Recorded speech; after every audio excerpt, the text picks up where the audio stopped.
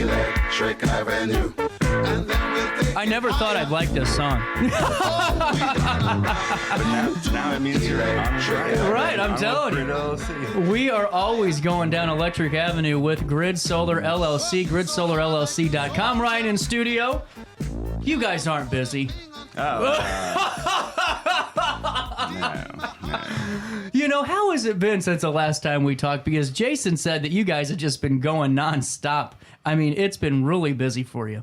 Yeah, it's one of those times where I wish I wasn't right, you know, about how many people would try to get in, you know. You predicted it. Literally about a month and a half ago, you said everyone's going to call it the last couple of weeks to try to get in before we can really give out that deadline, and that's why you have to have a good crew. Yep, it is. And, I mean, we're making adjustments to make sure that we can handle everything that came through, so we're confident.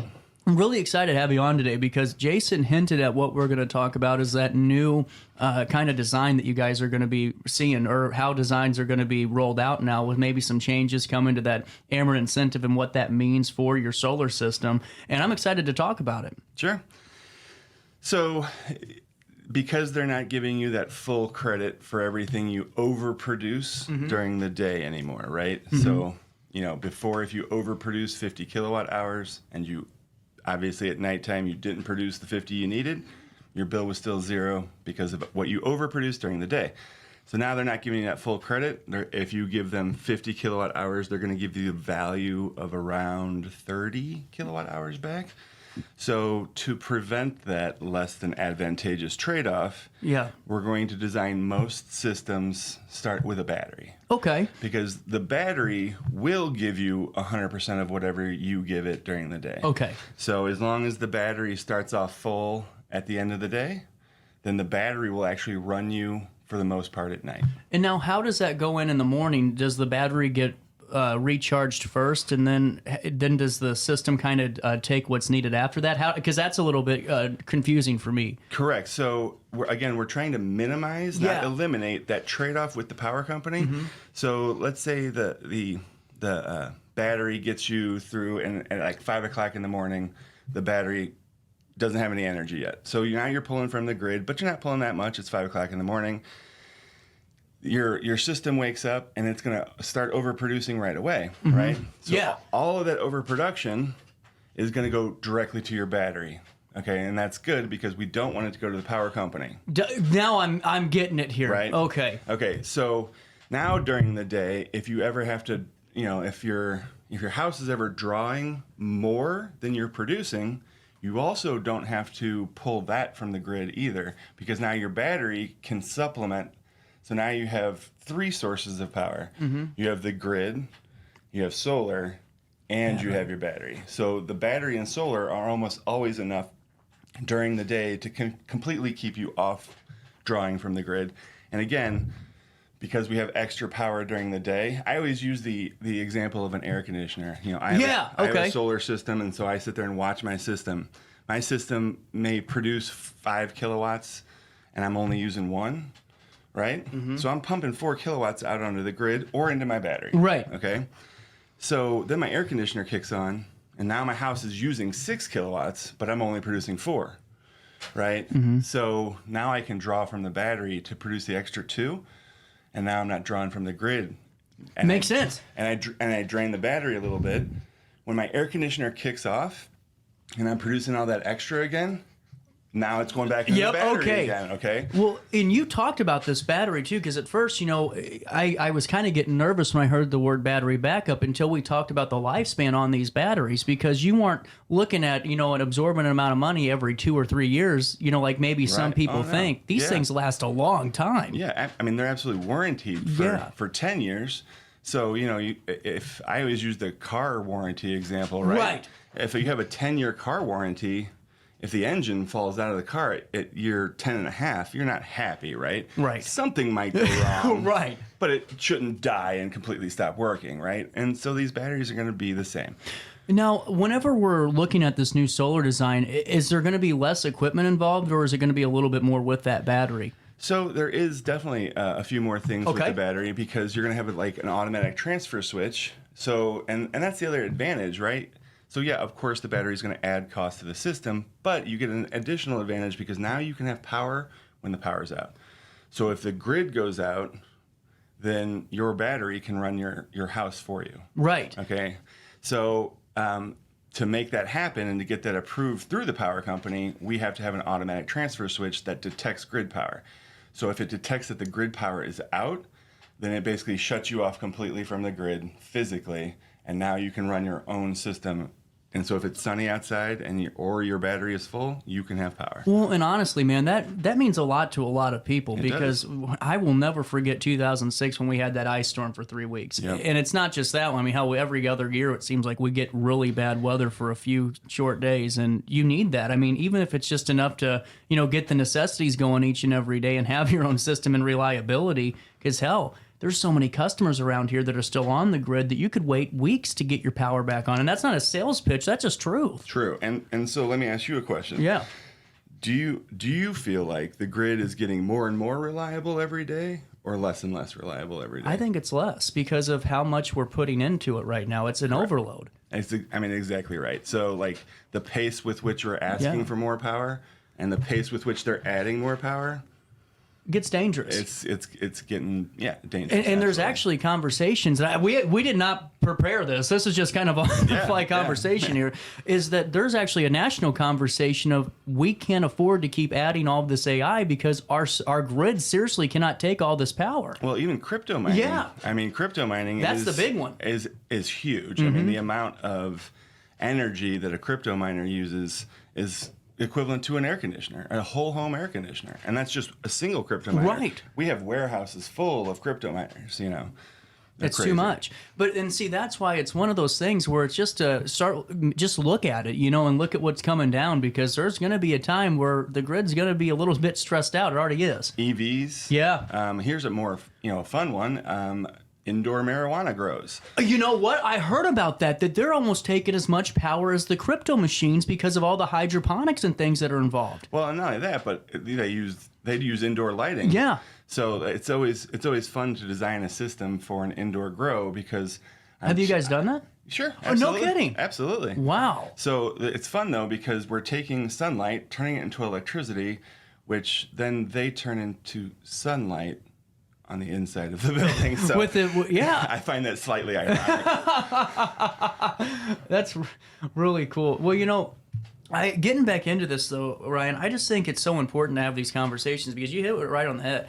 I mean, it's one of those where it's just the trust and the security, because right now people just want security. They want to know that, hey, when I wake up in the morning, my day is not going to change drastically if something happens. Right. And, that you can at least be a little bit prepared and a step ahead of everybody else. And my thing is, if you have an older adult or somebody like that in your family where, if God forbid, the power goes out and now all of a sudden it's like, where do we put grandma or grandpa? Because it's... Even CPAP. That's a huge one because sleep apnea kills. And that's a very dangerous thing. My grandma's on a CPAP machine.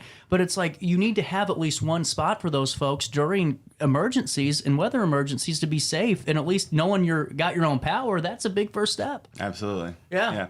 And so, just so you know, there are other designs that we can do in the future. Okay. To where we rather than minimize export with an expensive battery or something, we can also just minimize export with a smaller system that will use 100% of what it produces in real time. So it's still gonna not produce, but that system might only cut your power bill in half. Right. Right. So if you want to get to where you're cutting your power bill by 80% or even 90 or 100%, battery. You're going to add more battery the closer you get to 100%. But if we go to 40, 50, 60% sometimes, you're going to use all of that energy in real time, so you won't export very much. And right. So again, that's the way we break these down is cool. Economically speaking, what's best for this customer, how to build this system.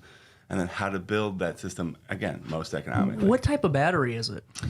So we have several different types. That's kind of why I haven't, Tesla Powerwall 3 is the one that we're probably going to go to the most. Okay. But it depends on the application, right? So certain applications, there would be better equipment for it than the Tesla Powerwall 3s. Right. So, again, we're determining based on this application what we're trying to do. This is the best product for you. Wow. And well, and now, as we keep talking about this, how does the timeline change when you add a battery component into it? Does it slow down production a little bit for setup, or does it make it a little bit easier? So during the height of the supply chain issue, batteries were difficult. That has calmed down a little bit, but with California doing NEM 3.0, which means everybody buys a battery there, we may start to see battery supply times start to lag a little bit. But for the most part, no. Like, it does add some difficulty to the engineering part of the process, and then sometimes for the actual inspection part of the process, because now Ameren has to make sure that your system during a power outage doesn't accidentally backfeed their system and kill somebody trying to fix the line. Okay. So again, that inspection process can be a little more intense. So this is a stupid question. I know it is, because now that I think about it, it's obvious. But for people out there, the solar too, because work from home is a big thing in the wintertime. When you don't have Wi-Fi for 4 or 5 days, that can get a little dangerous, and you got to go into the office. Now you don't have to, at least you know that your power is going to be on to get some internet to work. Correct. Yeah, and we have lots of different battery options. The battery option like the Tesla Powerwall, that's going to power the vast majority of your house. I mean, not all at the same time, right? Right, okay. Right, just being realistic. Right, exactly. Like, your house goes from 200 amp service to essentially somewhere south of that, right? 32 amp service. But again, most houses don't draw 32 amps at any given time. Right.